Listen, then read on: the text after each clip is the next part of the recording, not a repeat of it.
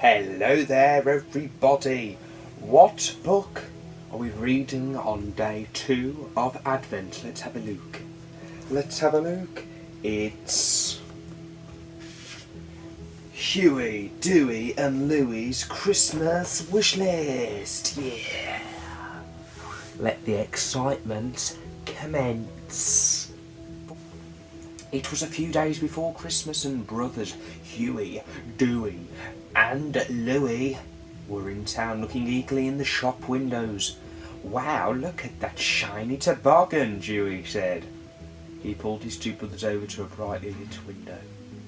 "We sure could have had a lot of fun with that if we got it for Christmas," sighed Huey, but they had already written their letters to Father Christmas. "We could always ask Uncle Donald," Dewey said. "But we haven't exactly been the most well-behaved boys in the world." On the way back from town, the brothers thought of ways they could be good at home. "We could clear the snow from the pavement," Louie began. "Make our beds," continued Dewey, "and even wash the dishes," Huey finished. They raced home to get started.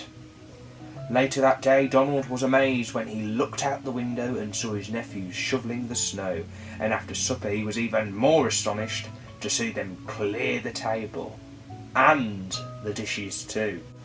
In the evening the boys sat quietly and read their storybooks. Donald was confused. Normally the boys were rowdy and loud. "They're either sick or planning some mischief," said Donald. A while later Donald padded softly upstairs and poked his head in the boys' room. "This is too good to be true," he whispered.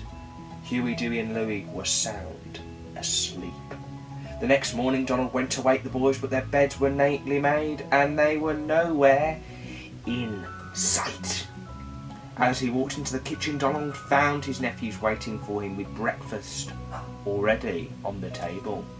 Yum yum. Now they were in front of the shop window. Donald continued, "It was great sport, and look at that swell toboggan, Uncle Donald," the three boys cried at once. "Aha, so that's it," said Donald. "No wonder you've been behaving. You want me to get you that toboggan for Christmas? Well, that's out. Look at the price."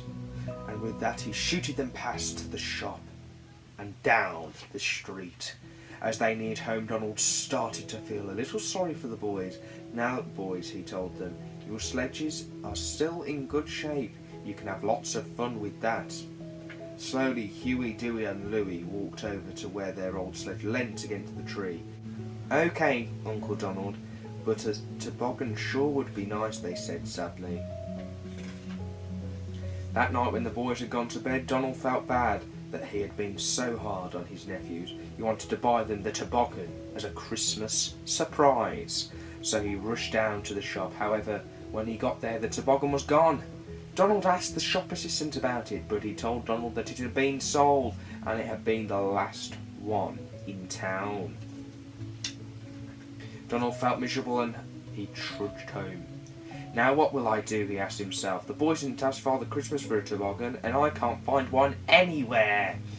The next morning the boys raced into the town to look for another toboggan. When they arrived at the shop, the toboggan was gone. "Hooray for Uncle Donald!" they shouted. "He got it for us. Now we have to keep on being good." That's embarrassing. Ouch.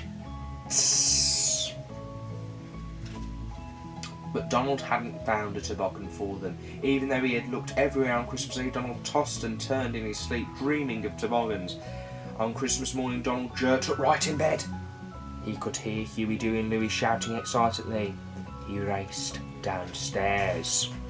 When he got to the living room, he found his nephews looking out the window. "Look, Uncle Donald," they shouted outside. The snow was beautiful.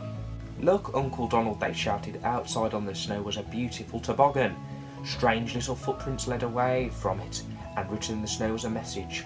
Father Christmas had seen what good the boys had been up to, and left them a special present. Huey, Dewey and Louie jumped up and down excitedly. Together they all ran outside to go for a Christmas morning ride. And there we go. Merry Christmas from Huey, Dewey and Louie, and of course Meg Leo Wright of Leo Wright Studios. Remember folks, I'll be back tomorrow, but in the meantime, keep reading.